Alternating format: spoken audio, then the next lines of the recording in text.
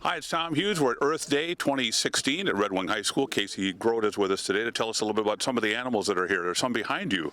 Did you know that? I did know, actually. I've been playing with them all morning. You're a farm kid. You like all the animals. Yes, especially calves. Those are my calling. There's 3 of them right there. Yep, all 3 girls, all born this week. And you've raised calves at your place? Yep, our first calf was born on Wednesday, and then we raised them to then become beef cattle. And what's this, Casey? Well, Tom, this is a horse. Wow. Yep. And do we know the horse's name? His name is Jacques. What's his name? Jacques? And why did he get that name? I don't know. That's what they named him. I like the name. It's a nice name. What are you feeding him? Apple and oat flavored treats. Have you tried one yourself yet? No. Let's go on to the next one, Casey. All right. This is a tortoise. It is not a turtle. It is a tortoise. And I think the difference is the tortoise is land and the turtle's water, maybe? Maybe, but I do know that they live quite a bit longer, I believe. I think that they live for like 40 years or something. That's almost as old as me. Is it? You look 30. Thanks. Wow. Complimentary today, aren't we?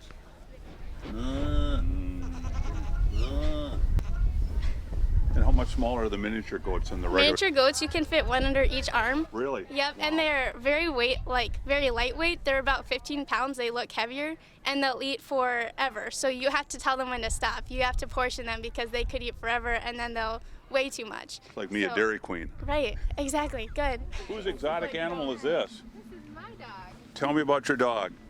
Her name is Dakota, and she is 8 years old. Her name is Dakota, and she's 8 years old. Yeah. That's why I have this job, because I'm so observant. And why did you bring your dog today?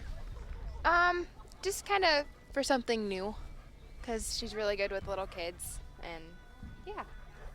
And what are you holding over there? His name is Geo, and he's an Abyssinian guinea pig, so he has a bunch of colics everywhere, so he just looks super fluffy.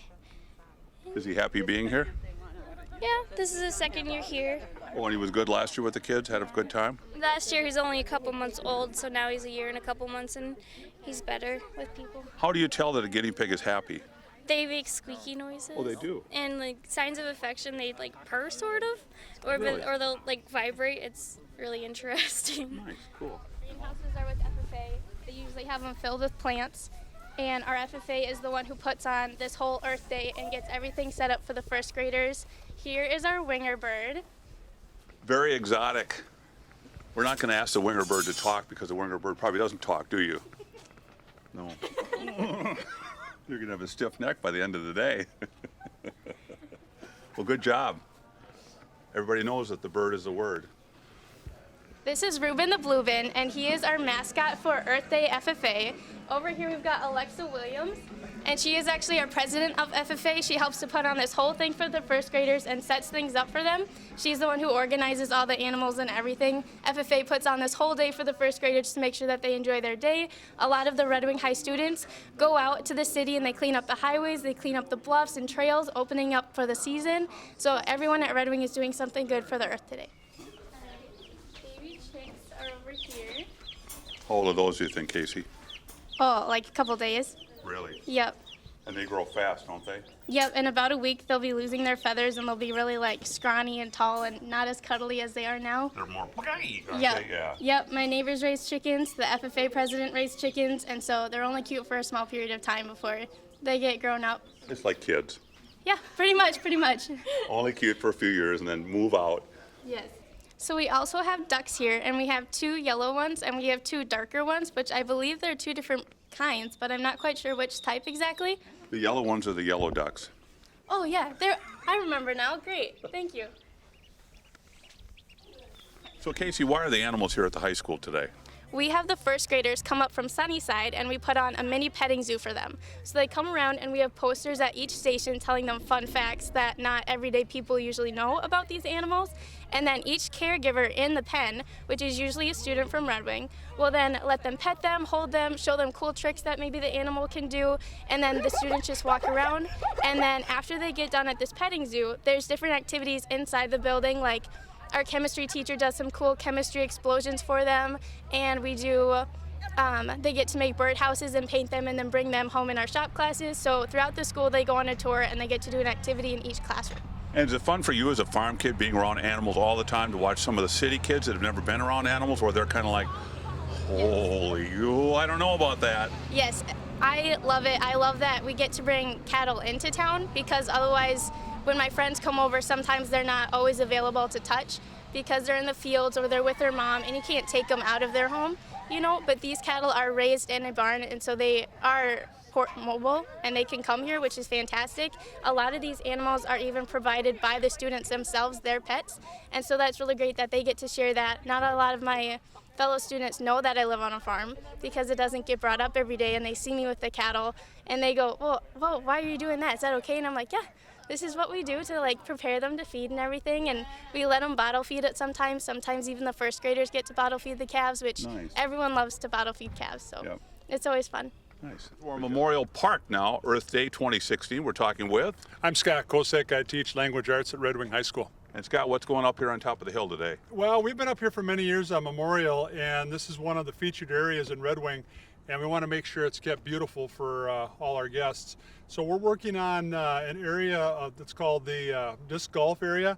We're helping out the tee boxes, and we're putting down mulch and raking the gravel, but we've also got probably another 15 students scattered around the top here that are picking up garbage too. And which other parts of the hill are they on?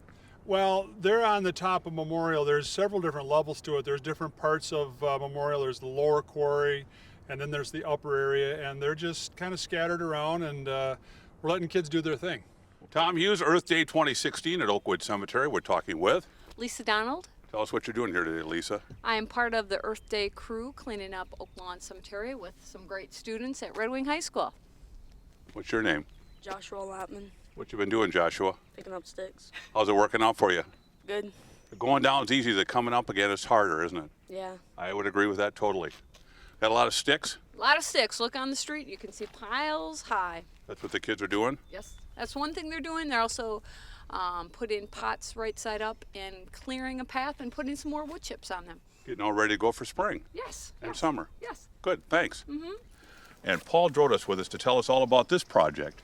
Well, hi, Tom. This basically is the original path up to the Oakwood Cemetery, which had been in disrepair for many years. And 3 years ago, as part of the Earth Day project, we started restoring that trail, which meant at that time we had to bring in loppers and cutters and pruners in order to actually re-establish the trailhead and the trail.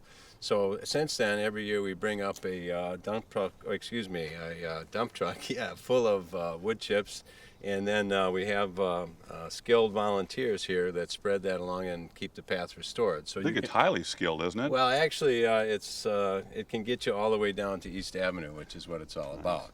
So what we do is we emphasize safety and have very simple tools, but we still need a lot of hard work from the high schoolers that came out today. So we're going to demonstrate a little bit what it takes, and then we'll just show you how that the path turns out once you clean it up and get it ready for the public. Excellent. Take it away, guys.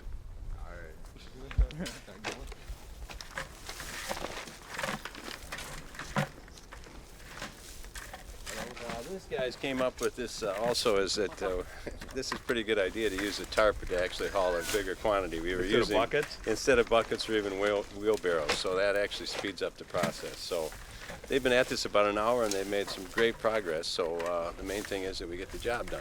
And it's not too heavy either. If you get it, that mulch is real heavy if it's wet, and it hasn't been raining for a real lot for the last couple of days. That's for sure, and the temperature is just right to do some hard work. These guys are walking down probably a drop of about 60 or 80 feet and coming back up. So yeah. What do they do? To dump it on the side of the trail? Yeah, and then we just groom it with and rake it down to make it passable for hikers and visitors to this path in town. No, is there steps going down the hill? There's partly some limestone steps here at the top that were installed originally and down toward the bottom, but generally it's just a walking trail that we're preserving.